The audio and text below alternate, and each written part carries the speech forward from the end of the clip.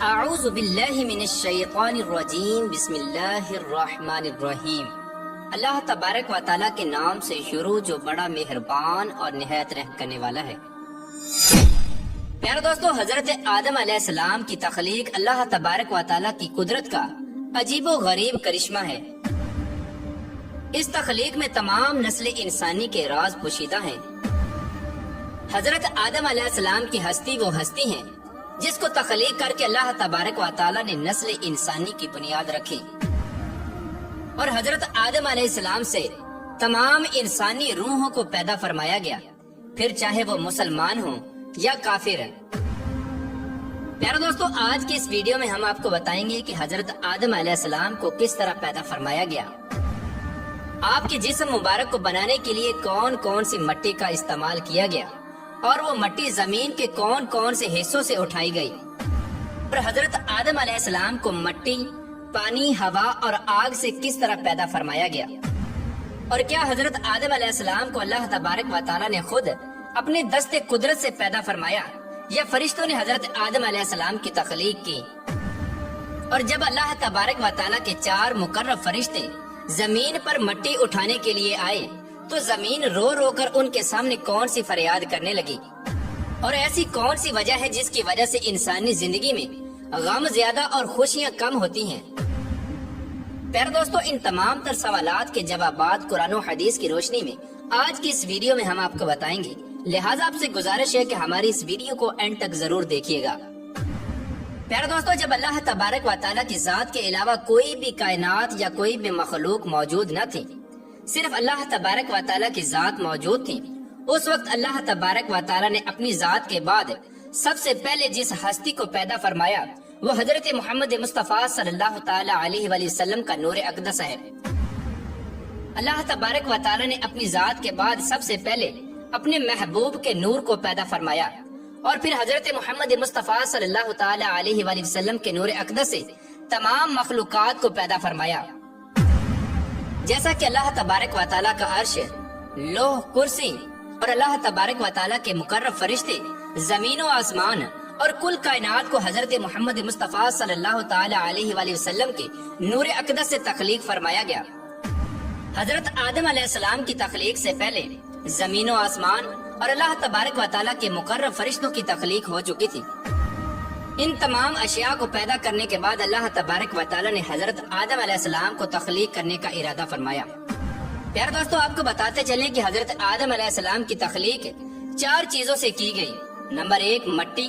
Number 2 پانی، اور number 3 ہوا، اور نمبر 4 آگ۔ جب اللہ تبارک و تعالیٰ نے حضرت آدم علیہ السلام کی تخلیق کا ارادہ فرمایا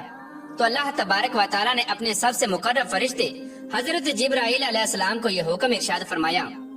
کہ جاؤ اور تمام روئے زمین سے ہر قسم کی سیاہ و سفید، سرخ اور کھاری، میٹھی اور نرم اور خشک مٹی ایک ایک مٹھی اٹھا لاؤ۔ جب حضرت جبرائیل علیہ السلام اللہ تبارک و تعالیٰ کا حکم پا کر زمین پر تشریف لائے اور خاک اٹھانے کا ارادہ فرمایا تو اس وقت زمین نے حضرت جبرائیل علیہ السلام سے مٹی اٹھانے کا سبب پوچھا۔ اس وقت حضرت جبرائیل علیہ السلام نے سارا واقعہ زمین کو بیان فرمایا۔ زمین نے عرض کیا کہ میں اس خدا کی پناہ چاہتی ہوں کہ تو مجھ سے مٹی اٹھا کر اس سے انسان بنائے جس کی وجہ سے میرا کچھ حصہ جہنم میں جائے۔ اس طرح زمین رو رو کر حضرت جبرائیل علیہ السلام کے سامنے خدا کی پناہ مانگنے لگی، تو حضرت جبرائیل علیہ السلام مٹی کو اٹھائے بغیر ہی اللہ تبارک و تعالیٰ کی بارگاہ میں واپس لوٹ گئے، اور جا کر اللہ تبارک و تعالیٰ کی بارگاہ میں عرض کی، یا رب العالمین، زمین نے تیری عزت کی پناہ چاہی تو میں نے تیرے نام اور عزت کے ادب کی وجہ سے اس کو تیری پناہ عطا فرما دی، اور میں مٹی اٹھائے بغیر ہی واپس چلا آیا۔ اس کے بعد اللہ تبارک و تعالیٰ نے حضرت اسرافیل علیہ السلام اور حضرت میکائیل علیہ السلام کو باری باری بھیجا، لیکن یہ دونوں فرشتے بھی اسی وجہ سے خالی ہاتھ واپس لوٹ آئے، کیونکہ زمین نے ان سے بھی اللہ تبارک و تعالیٰ کی پناہ چاہی تو ان دونوں فرشتوں نے بھی اللہ تبارک و تعالیٰ کے نام اور ادب کی وجہ سے زمین کو پناہ دے دی اور خالی ہاتھ واپس لوٹ آئے۔ اس کے بعد پھر آخر کار اللہ تبارک و تعالیٰ نے ملک الموت علیہ السلام یعنی حضرت اسرائیل علیہ السلام کو بھیجا۔ حضرت اسرائیل علیہ السلام اللہ تبارک و تعالیٰ کے حکم کے مطابق جب زمین پر تشریف لائے تو زمین اسی طرح رونے لگی اور فریادیں کرنے لگی۔ اس وقت حضرت اسرائیل علیہ السلام زمین سے فرمانے لگے کہ تیرے رونے دھونے اور عارضی کی وجہ سے میں اپنے رب عز و جل کی نافرمانی نہیں کر سکتا، لہذا حضرت اسرائیل علیہ السلام زمین سے مٹی اٹھا کر اللہ تبارک و تعالیٰ کی بارگاہ میں حاضر ہو گئے۔ یہی وجہ ہے کہ اللہ تبارک و تعالیٰ نے حضرت اسرائیل علیہ السلام کو انسانوں کی جانیں نکالنے کا کام سپرد کیا اور آپ کو ملک الموت علیہ السلام کے منصب پر فائز کیا۔ پیارے دوستو، تفسیر نعیمی میں ہے کہ ملک الموت علیہ السلام نے مختلف 7 مقامات سے مٹی کو اٹھا کر مکہ معظمہ کے مقدس مقام پر جمع کیا جہاں آج کعبہ شریف ہے۔ وہ 7 مقامات جہاں سے ملک الموت علیہ السلام نے مٹی اٹھائی وہ یہ ہیں: نمبر 1 مکہ مکرمہ، نمبر 2 طائف، اور نمبر 3 بیت المقدس، اور نمبر 4 ہندوستان، اور نمبر 5 ابو قبس، اور نمبر 6 عدن، اور نمبر 7 مدینہ منورہ۔ پیارا دوستو، روایات میں آتا ہے کہ مکہ شریف کی مٹی سے حضرت آدم علیہ السلام کا سر مبارک بنایا گیا اور بیت المقدس کی مٹی سے حضرت آدم علیہ السلام کی گردن بنائی گئی اور عدن کی مٹی سے حضرت آدم علیہ السلام کا سینہ مبارک بنایا گیا اور ہندوستان کی مٹی سے حضرت آدم علیہ السلام کی پشت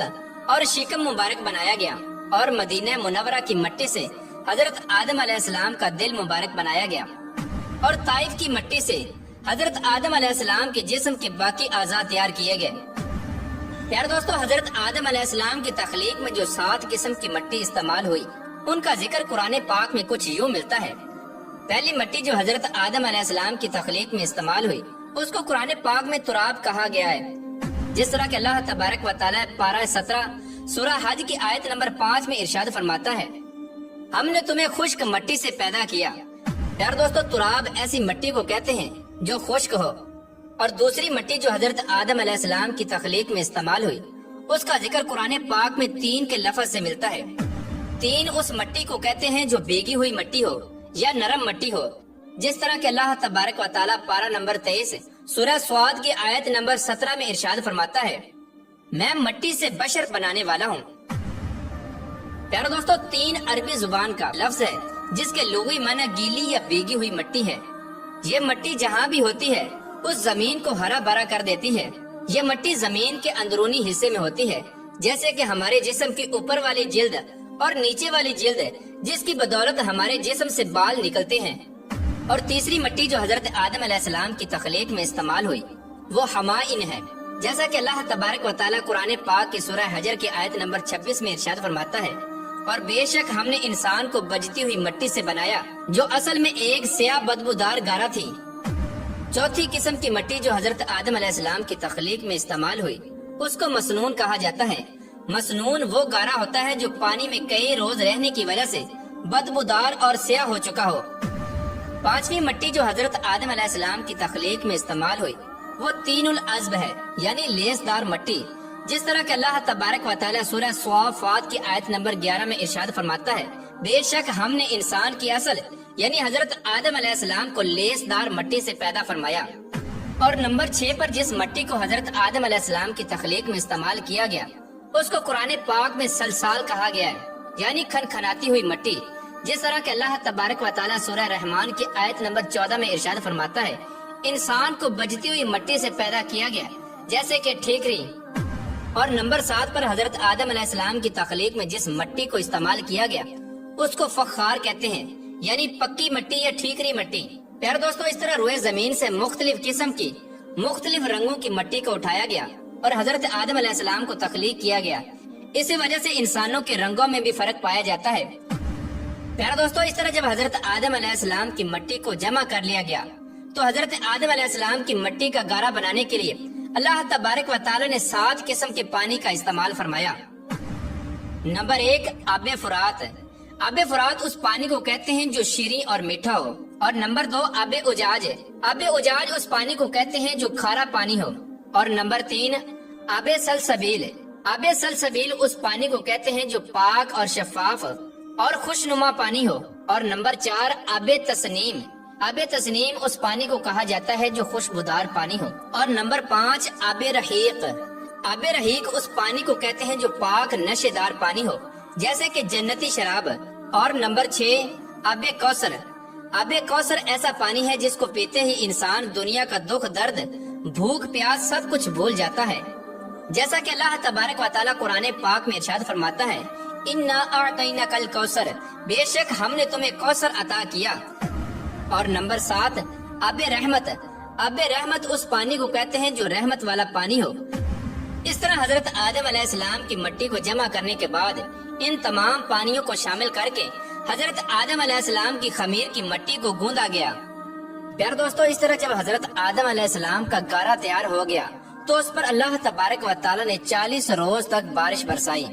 حضرت آدم علیہ السلام کے گارے پر 39 روز تک غم کی بارش برسائی گئی اور 1 روز خوشی کی بارش برسائی گئی۔ اسی وجہ سے انسان کی زندگی میں غم زیادہ اور خوشیاں کم ہوتی ہیں۔ تفسیر نعیمی میں ہے کہ جب حضرت آدم علیہ السلام کا گارا گوندنے کے بعد تیار ہو گیا تو اللہ تبارک و تعالیٰ نے فرشتوں کو حکم دیا کہ اس کو مکہ اور طائف کے درمیان وادی نعمان میں عرفات کے پہاڑ کے نزدیک رکھیں۔ پھر اللہ تبارک و تعالیٰ نے اپنے دست قدرت سے اس گارے کو حضرت آدم علیہ السلام کا مجسمہ بنایا اور حضرت آدم علیہ السلام کی صورت تیار کی۔ اس طرح جب اللہ تبارک و تعالیٰ نے حضرت آدم علیہ السلام کا مجسمہ تیار فرمایا تو اس کے بعد اس مجسمے کو خشک کرنے کے لیے اللہ تبارک و تعالیٰ نے 7 قسم کی ہوائیں اس پر چلائیں۔ نمبر 1 تیز ہوا، اور نمبر 2 دھیمی ہوا، اور نمبر 3 گرم ہوا، اور نمبر 4 سرد ہوا، اور نمبر 5 درمیانی ہوا، اور نمبر 6 رحمت والی ہوا، اور نمبر 7 صرف ہوا۔ ان 7 قسم کی ہواؤں کی وجہ سے جب حضرت آدم علیہ السلام کا مجسمہ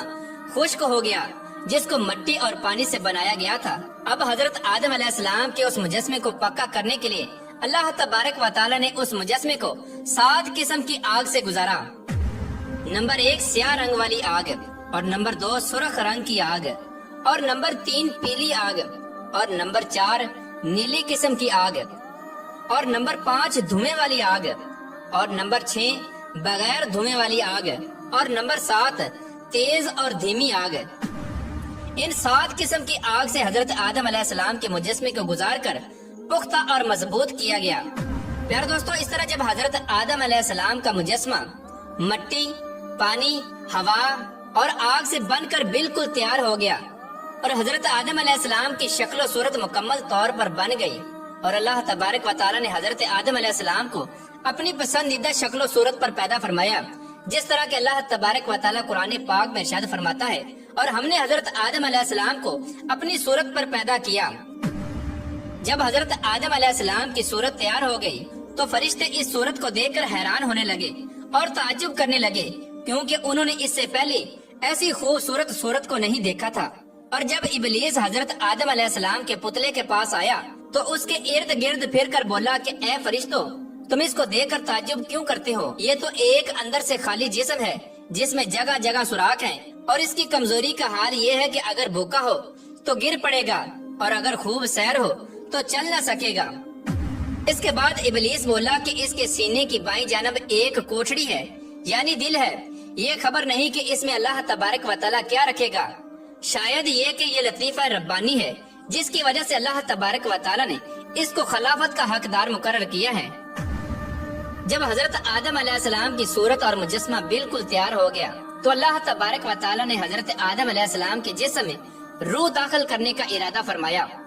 اللہ تبارک و تعالیٰ نے جب روح کو پیدا فرمایا اور اس کو حکم دیا کہ حضرت آدم علیہ السلام کے جسم میں داخل ہو، جب روح حضرت آدم علیہ السلام کے جسم کے پاس پہنچی